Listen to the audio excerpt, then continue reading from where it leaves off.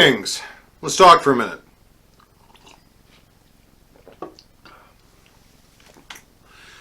So, it's right coming up in the middle of August for me right now, and we are looking at a really busy couple of months coming up. We've got events more or less back to back, starting at the end of August. September's busy, October's busy, November is busy. And then on top of all of the normal stuff in December, like Christmas and my birthday, all I want for Christmas is to people remember my December birthday. And everything else, I've got an event that my group is running. So yeah, we're going to be busy. And for most of these events, my family and I are going to be able to hop in the car and probably leave really early, get there, do what we want to do, and then drive back and get back really late. But there are some events that we go to that you can't drive. I mean, the drive is way too long. We would get there, even if we left at 4 in the morning, we would get there damn close to lunch. And then in order to even be safe to drive home, we'd have to almost turn around immediately and leave. I mean, it's ridiculous. There are certain travel distances where you absolutely have to sleep during the trip. And that brings us to the subject today. So in the SCA, or at least here, we call it crash space. And it pretty much is what it sounds like. It is you're getting sleep space from someone else. And this is of course, an alternative to camping. Some people cannot camp. And there's a host of really good, valid reasons not to camp. They can be medical. They can be personal. They can be, psychological, emotional. Those are absolutely valid reasons. I'm not talking about, I just don't like camping. There are people who have anxiety issues about camping, in large areas or hearing other people around them.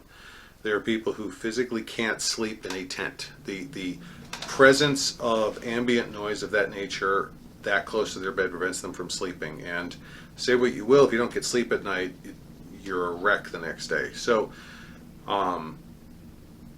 don't look down on the idea of crash space or people that take advantage of crash space, because there's a lot of really, really good people who they need better accommodations than a tent's going to provide. So how do you get crash space? Well, here's the interesting thing, and that answer has changed a little bit since the last time I got crash space, because the last time I got crash space was before lockdown. It used to be you called up a friend of yours or you posted on a group and you saw, if you were going to an event, there'd be a number of people posting about, hey, I'm near site and I've got room, so who wants to crash here? Now it's a little bit different because there's a lot fewer camping events right now. Fewer people want to camp, and it's in flux. I can't even say what direction we're going. Are we ever going to have a lot of back-to-back major camping events again? I don't know. That's in the future. But that doesn't change the fact that some of you out there are going to want to go to events that are simply too far away to day trip, and you don't necessarily want to camp. So we have crash space. Now, really, for the first breakdown on this, there are two types of crash space. There is crash space with someone you know, at which point you're staying with a friend. And then there's crash space with someone you don't know. And as I've said in a previous video, is there a little bit of risk associated with it? Social risk? You're going to go stay with a stranger? Yeah, there is. It's part of the nature of the beast. But there is such a wealth of opportunity there. If the overwhelming majority of people, everyone I've encountered who is willing to open their home up to SCAers for crash space, especially SCAers who you may not directly know, maybe a friend of a friend, or maybe someone that a friend of yours has vouched for, even though they won't be there when you sleep there. There is an opportunity there to meet new people, to make some amazing bonds, to learn amazing things, and to overall broaden your SCA experience. Now, again, how do we get crash space? Well, some of the same metrics apply. Go online, find the event you want to go to, and contact the event coordinator, the event steward. Contact people in the area, find out what group is hosting it, see if anyone in that area might have crash space.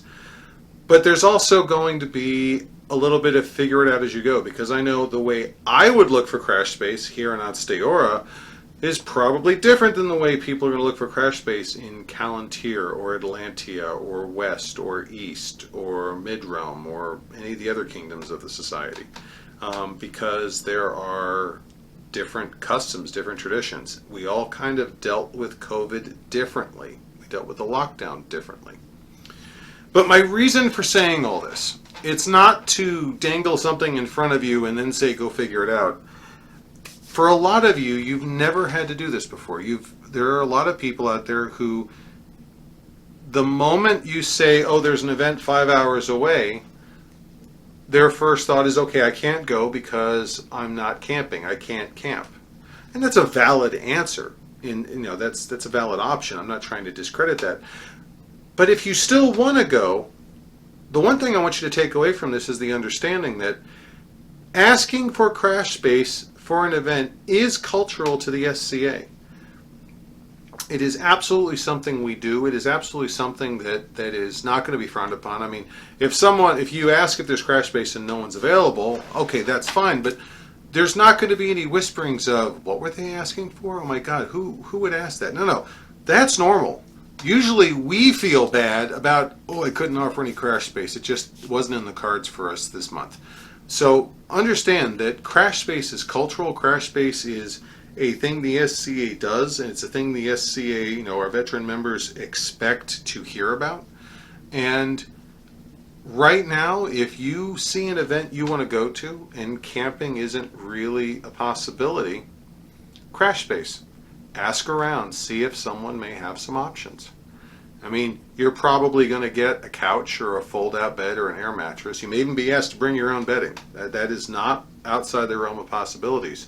But I've had plenty of events I've been to where 4 walls, a roof, climate control, running water, toilets, shower. Yeah, I'll bring a bed to that. I'll throw a bedroll in the back of the car in a heartbeat. Sold. I'll pay for dinner. Sold. Still cheaper than hotel room. And I get to hang out with some really cool people. Every crash space opportunity I've ever had has always resulted in amazing conversations at one level or another.